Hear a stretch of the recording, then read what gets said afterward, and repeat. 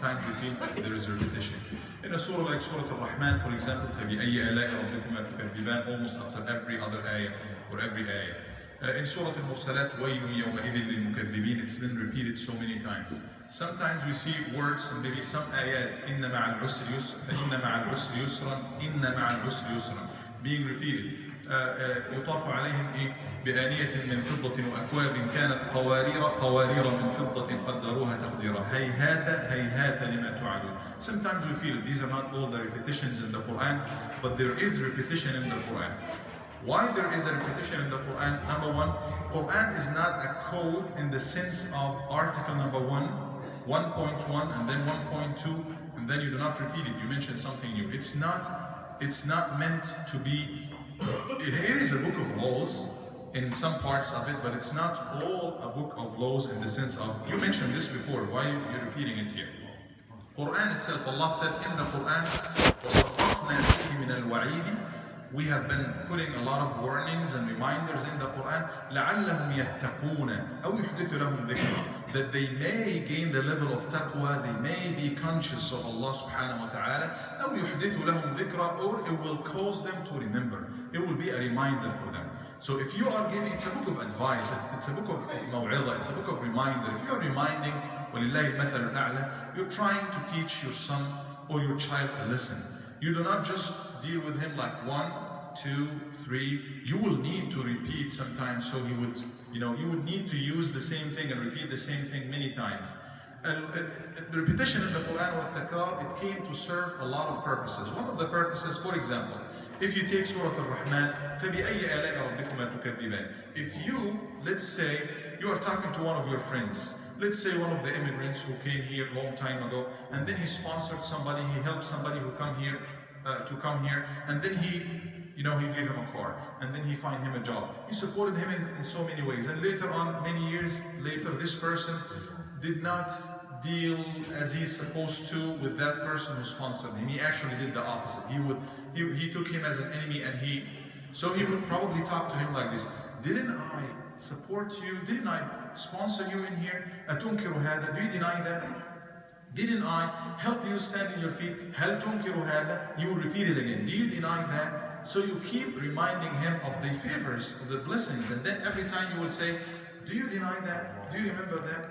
And then nobody will say that, why are you repeating it? You're repeating it for a purpose. Allah subhanahu wa ta'ala is reminding you so many ni'am, and humans, most of them, they tend to reject them, not keep them or not think of them. So Allah is repeating it. Do you remember? فَبِأَيِّ آلَاءِ رَبِّكُمَا تُكَذِّبَانِ. So which of the ayat and the signs of your Lord that you deny? Allah will tell you, I have done this to you. I have created you from this. I have given you this. And then He will give you the reminder. فَإِنَّ مَعَ الْعُسْرِ يُسْرًا, for example, إِنَّ مَعَ الْعُسْرِ يُسْرًا. I do not assume that I'm going to give explanation for all the places of repetition in the Quran. I'm just giving a few examples. And Nabi sallallahu alaihi wasallam himself is the one who gave us the tafsir for that. صلوا عليه. اللهم صل وسلم وبارك. He said, إِنَّ مَعَ الْعُسْرِ يُسْرًا, فَإِنَّ مَعَ الْعُسْرِ يُسْرًا.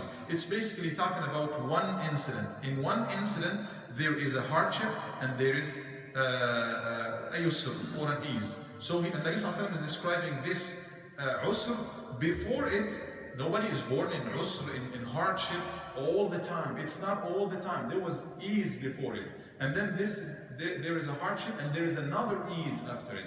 So قال وَلَنْ يَغْلِبَ عُسْرٌ يُسْرَانِ, or يُسْرَيْنِ. Usr, or one hardship, is not going to be capable of overcoming two ease or two yusr. فَإِنَّ مَعَ الْعُسْرِ يُسْرًا, إِنَّ مَعَ الْعُسْرِ يُسْرًا. This is also a time Allah needs to remind those who are going through hardship that it is a fact. It is a fact. There is an ease after al-usr. You need that. كما أن الإنجاز والاختصار, mentioning using the concise short form is one of the balagha ways, one of the stylistic ways in any language. Also in all languages, sometimes you will need to explain and mention more of things. Sometimes an ayah like مثلا ثم إن ربك للذين عملوا السوء بجهالة ثم تابوا من بعد ذلك وأصلحوا إن ربك. In the beginning of the ayah he said, indeed your Lord, as far as those who did mistakes and then they repented afterwards and they did good and they fixed everything, then he repeated, indeed your Lord. He said, indeed your Lord in the beginning, and then he said, indeed your Lord after the sentence. This is needed because it's been a while since he said, إِنَّ رَبَّكَ لِلَّذِينَ عَمِلُوا السُّوءَ بِجَهَالَةٍ ثُمَّ تَابُوا مِنْ بَعْدِ ذَلِكَ وَأَصْلَحُوا. If you do not repeat in here, what would you say? You say, مِنْ بَعْدِهَا لَغَفُورٌ رَحِيمٌ. إِنَّ رَبَّكَ ثُمَّ إِنَّ رَبَّكَ لِلَّذِينَ عَمِلُوا. It's not going to make sense. It's going to be confusing. So it is needed in here. It is needed sometimes to repeat one ayah. Repetition is also used, for example, to make للتعظيم, للتهويل, للتكبير. القارعة, ما القارعة, الحاقة, ما الحاقة. We use that also in our life. Allah subhanahu wa ta'ala is talking about the hereafter. What is the hereafter? Do you think you know? What makes you think you know the hereafter? It is huge. Let's assume, for example, somebody, inshallah, one of our youth here will probably one day, inshallah, win a Nobel Prize, inshallah. So if you get something like that, it's not going to be just a little note that you put in there, sister such and such, brother such and such, just won the Nobel Prize. It's not going to be like that. We're going to mention it in the khutbah, and if he's speaking, I got the Nobel Prize. Do you know what's new? So it's so huge that you need to frame it and put it and repeat it, not just for the sake of repetition, because it is so huge. You need to pay attention so you will grasp and understand and comprehend what it is like. So repetition, the stories of the prophets, stories of Musa alayhi salam, for example, they are not mentioned, stories in the Quran, they are not mentioned as a novel or as a story in itself. This is what happened. Chronologically, he was born at this year and then he grew up in the house of Fir'aun. That's not the purpose. The purpose is that you read it for yourself. Go ahead, open any surah or any few ayat that are talking about Sayyidina Musa and put it within the context, and you ask yourself, what did I learn from that? You will see that the same story is being used in Surah Taha to teach you something that is probably different from what you learn when it's mentioned in Surah Al-Nazi'at. When it's mentioned in different, sometimes it's focusing the part in Surah Al-Nazi'at and just summarizing it in a very short form that serves that fits within the context. In a different ayat, in different context, is just mentioning when he was in Madian, how he grew up in the house of Fir'aun. So each part is like a snap, shot or focusing in one dimension, in one area. Another area is talking about his meeting with Allah subhanahu wa ta'ala or talk with Allah subhanahu wa ta'ala and receiving of the wahy. So you read it for yourself and you will know there is no takrar. Each one you learn from it something different in there. I conclude by this short story.